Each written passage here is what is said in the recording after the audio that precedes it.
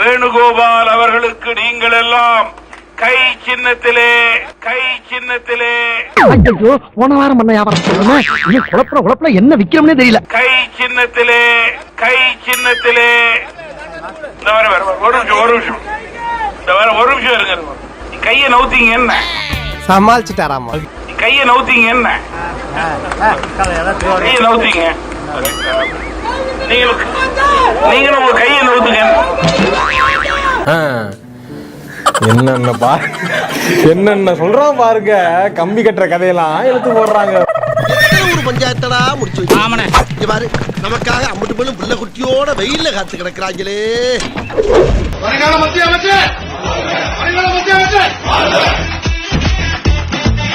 எப்படி எப்படிலாம் ஃபீல் பண்றீங்க?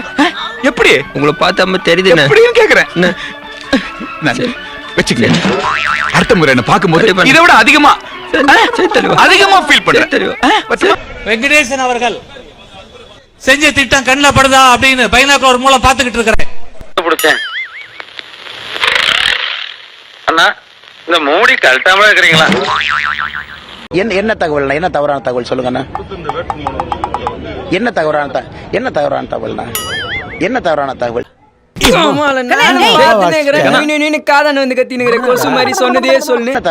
சொத்து விவரங்கள் அதுல இருக்கு. என் மேல மாநில கட்சி திராவிட முன்னேற்ற கழகம் ஆட்சியில என் மேல் பதிவு செய்யப்பட்ட எஃப்ஐஆர் அதுல இருக்கு. உன்னையெல்லாம் நான் மனுஷனாவே மதிக்கிறதுலடா, மயில்கல் ரேஞ்சுக்கு தான் மதிக்கிறேன். தவறான தகவல் எது இருக்குண்ணா? நீங்க என்ன தவறான தகவல் சொல்லுங்க. உங்க வீட்டு வாடகை கொடுத்து பேசிருக்கீங்க, அதே மாதிரி வந்து உங்க நண்பர்கள் தான் ஹெல்ப் பண்றாங்க பேசிருக்கீங்க. ஆனா இப்ப சொத்து கணக்கு வந்து பல கோடி காட்டிருக்கீங்க. எப்படி கோர்த்து விடுது பாரு. கடந்த தேர்தலை விட 100 மடங்கு 117 மடங்கு. இல்ல தலைவா ஒரு நிமிஷம். இப்ப உருட்டுறம்பா. கடந்த தேர்தலை வர என்னுடைய சொத்தனா இதான் ஜேர்னலிஸ்ட் பிரச்சனை. என்னன்னா நீங்க படிக்கிறதே இல்லைன்னா வாட்ஸ்அப் ஃபார்வர்ட மட்டும் பாக்குறீங்க. சாரு அவர் பெரிய சாருங்க. சார பத்தி சொல்றதுன்னா ஒரு பெரிய புக்கே போடலாங்க. இத சொன்னோன்னு உங்களுக்கு மூஞ்சில காரி துப்புறான்னு தோணுது போல இருக்கு. வேணாங்கப்பா, விட்டுருங்க. அண்ணன் அண்ணாமலை அவர்களோட வேட்புமனுல சில பிரச்சனைகள் எல்லாம் இருந்துச்சுங்க, குறைபாடுகள். 20,000 புத்தகம் படிச்சேன்னு சொன்ன ஆளுதான் இன்னைக்கு எலெக்ஷன் ஃபார்ம் ஃபில்அப் பண்ண தெரியாம ஒரு நிக்கிறாப்ல. என்னத்தையா படிச்ச நீங்க? 20,000 புக்கு என்ன படிச்ச நீங்க? ஒரு எலெக்ஷன் ஃபார்ம் உனக்கு ஃபில்அப் பண்ண தெரியல. நீ தமிழ்நாட்டுல பிஜேபி தலைவரா இருக்கனா உனக்கு கீழ இருக்கிறவங்க எந்த லட்சணத்துல இருப்பாங்கன்னு நான் பார்க்க முடியும். போலீஸ் வெளியே சொல்லாதீங்க, அதுவும் நீங்க பெரிய அதிகாரி சொல்லாதீங்க, அசிங்கமா இருக்கு. இதான் ஜேர்னலிஸ்ட் பிரச்சனை. என்னன்னா நீங்க படிக்கிறதே இல்லைன்னா வாட்ஸ்அப் ஃபார்வர்ட மட்டும் பாக்குறீங்க. முதுகுல ஒரு வண்டி அழுக்க வச்சுட்டு அடுத்த ஜெயிக்க வண்டியா? என்னுடைய சொத்து 117% உயர்ந்திருக்கு. நீங்க காட்டுங்க, அரசியல் விட்டு நிக்க போறேன். ஒரு முடிக்கு ஒரு தடவை நீ செத்து இருந்தாலும் இந்நேரம் எத்தனையோ தடவை செத்துருக்கணும் என்ன? அதனால தயவு செய்து நண்பர்கள் படிக்கணும். வாட்ஸ்அப் ஃபார்வர்ட்ல வர்றத பார்க்க கூடாது. நாம் இங்கே நிற்பது நல்ல அரசியலுக்காக, மாற்றத்துக்கான அரசியல். மறுபடியும் வியாபாரம் பண்ணுவியா? நான் கோயம்புத்தூர்ல பத்திரிகை நண்பர்களை கூப்பிட்டு நான் பேசியிருக்கேன். வாக்குக்கு 1 ரூபாய் பணம் கொடுக்க மாட்டேன், ஓட்டுக்கு 1 ரூபாய் கிடையாது. அதை பத்திரிகை நண்பர்கள் சுத்தி வந்து என்னை பாருங்கன்னு சவால் விட்டுருக்கேன்.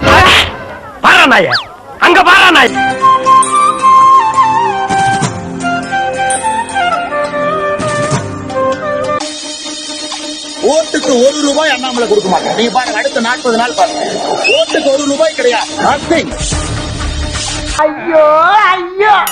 நேர்மையான அரசியலை நான் முன்னெடுத்துக் கொண்டிருக்கின்றேன். கோயம்புத்தூர்ல மக்கள் அதற்கு நிச்சயமாக ஆதரவு கொடுப்பாங்க. டேய் களிமண்ணு மண்டையா, அங்க பார். அண்ணாமலை என்ற ஸ்பெல்லிங்க கொஞ்சம் எல்லாம் ஈன்னு மாத்திட்டோம்னா கரெக்டா இருக்கும். பிகாஸ் அவர்கிட்ட ஒரு ஃபேக்சுவல் இன்ஃபர்மேஷனும் இல்ல, பேசிக் அண்டர்ஸ்டாண்டிங்கோ நாலேஜோ எதுவுமே இல்ல. அவர்கிட்ட எந்த கொஸ்டினுக்கும் பதிலே இருக்காது. ஆனா அவர் பயங்கர சவுண்ட் தான். பீப்புளுக்கு எதுவும் பண்ற மாதிரி எனக்கு கண்டிப்பாவே தோணல. அதனால அண்ணாமலைக்கெல்லாம் எனக்கு மட்டும் இல்ல, நீங்க யார்கிட்ட கேட்டாலும் இதே பதில் தான் சொல்லுவாங்க. அவரு இங்க எல்லாம் ஜெயிக்கவே ஒரு சான்ஸே இல்ல, சுத்தமா இல்ல. வாஷ் அவுட் தான் அவர். காலங்காத்தால உனக்கு குறவழி வரைக்கும் சோத்த போட்டு வண்டியில ஏத்திட்டு வந்ததுக்கு உன்னால என்ன பண்ண முடியுமோ அதை பண்ணிட்டேன். அண்ணாமலை எனும் நான் தேர்தல் ஆணைய விதிமுறைகளை மீறி இந்திய ஜனநாயகத்தை அழித்து அம்பானி அதானி காலனிக்கு பாலிஸ் போடும் மோடியின் காலனிக்கு நான் பாலிஸ் போடுவேன் என்றும், மக்களை சனாதனத்தின் கீழ் அடிமைப்படுத்த என்னால் இயன்ற அனைத்து பொறுக்கித்தனத்தையும் செய்வது மட்டும் அல்லாது பெண்களின் பாதுகாப்பை கேள்விக்குறி ஆக்குவேன் என்றும் ராமர் மீது ஆணையாக உறுதியளிக்கிறேன். நன்றி. இப்படிக்கு தகரப்பெட்டி ஆட்டுக்குட்டி அண்ணாமலை. இந்தாங்க சாமி, இந்தாங்கய்யா. நன்றி. அண்ணே தலைவா நீங்க சாப்பிடுங்க, நான் இரண்டு சொல்றேன். நான் வேகன் அதனால ஆபீஸ் போய் இந்த நெய் இது இல்லாம சாப்பிட்டுக்கிறேன். வேகன் அதனால தான் வெளியே சாப்பிட்றேன்.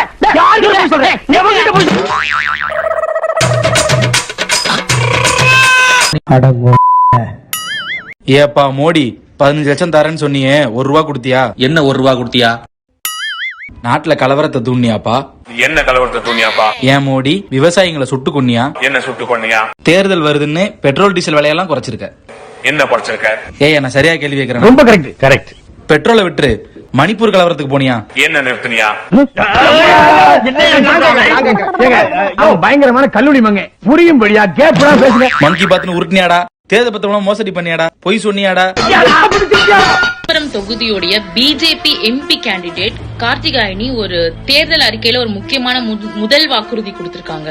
அனைவரையும் ஒரு வார காலமாக கண்டிப்பாக எல்லாரும் குழந்தை ராமரை சந்திக்கிறதுக்கான அருள் பெறுவதற்காக அழைத்து செல்லப்பட்டேன். யாரா நீங்களா? என்னடா பண்ணிட்டு இருக்கீங்க? அதாவது நமக்கு எவ்வளவு பிரச்சனை இருக்கு. கல்வியில இருந்து ஒரு வேலை கிடைக்காம படிச்ச பசங்க எல்லாம் ரோடா வேலைக்கு தெரிஞ்சிட்டு இருக்காங்க. ரிசர்வேஷன் பத்தி அவங்க எதுவும் பேசல. ஜாதி மதம் சார்ந்து வன்முறை, குழந்தைங்க மேல பெண்கள் மேல பாலியல் வன்முறை அவ்வளவு நடக்குது.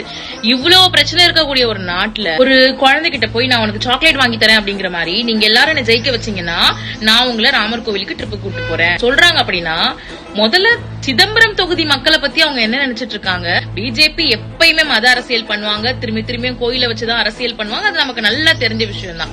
ஆனா தேர்தல் அறிக்கையில கூட அவங்க இதே அரசியல தான் பண்றாங்க. சாமி கும்பிடுறது, கோயிலுக்கு போறது, விபூதி வச்சுக்கிறது, பொட்டு வச்சுக்கிறது, இது எல்லாமே ஒருத்தவங்களோட தனிப்பட்ட ஒரு சாய்ஸ், ஒரு விருப்பம். தேர்தல்ல ஓட்டு கேக்குறீங்கன்னா இது வரைக்கும் என்ன சாதனை பண்ணீங்களோ அதை சொல்லி கேளுங்க. இல்ல இதுக்கப்புறம் இந்த சாதனைகள்லாம் உங்களுக்காக பண்ண போறோம் அப்படின்னா அதை சொல்லி கேளுங்க.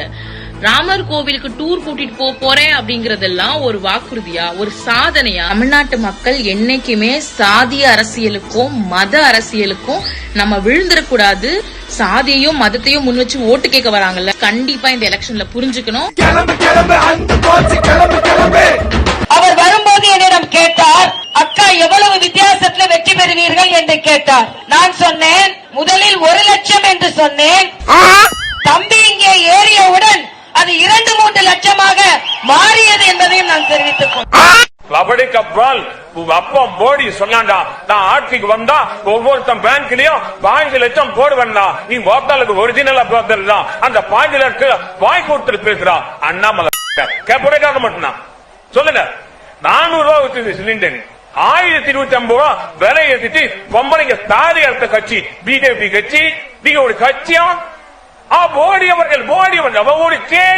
உத்தரப்பிரதேசத்துல ஹோலி பிஜுனாருங்கிற இடத்துல ஹோலி பண்டிகை கொண்டாடுறது, மகிழ்ச்சியை பகிர்றதுக்கு, வண்ணங்களை பூசுறதுக்கு ஒரு 10 பரதேசிகள் நிக்கிறாங்க. நடுவுல ஒரு ஹீரோ கொண்டால ஒரு இஸ்லாமிய பையன், அவனோட தங்கச்சி அக்காவான்னு தெரியல, ஒரு பொண்ணு, பின்னாடி அவங்க அம்மா சுத்தி நின்றுகிட்டு அவங்க மேல தண்ணியை ஊத்துறது, பொடிய அவங்க பயந்துகிட்டு இருக்காங்க. நடுக்கிற கையில ஒருத்தன் கம்பு வச்சிருக்காங்க.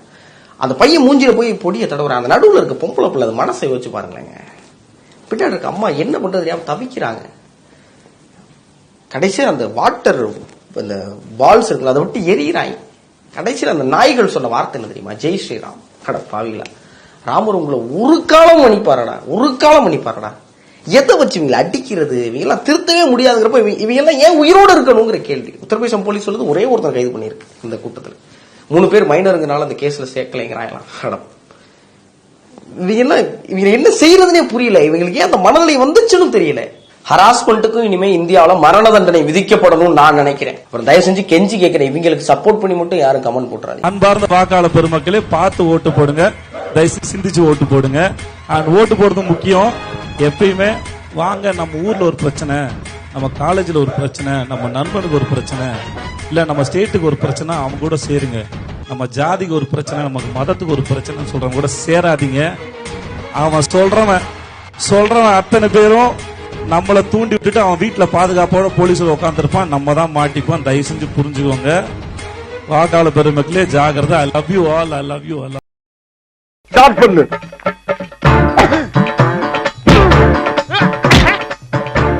இங்கிட்டு வா. அப்படியா படைக்கலடி மண்டையில மட்டும் அடிச்சிடாத, குலக்கேசல் உள்ள போயிருவேன். சரியா? உங்க வீட்டு பிள்ளையா நினைச்சு எல்லாரும் என்னை மன்னிச்சிருக்க.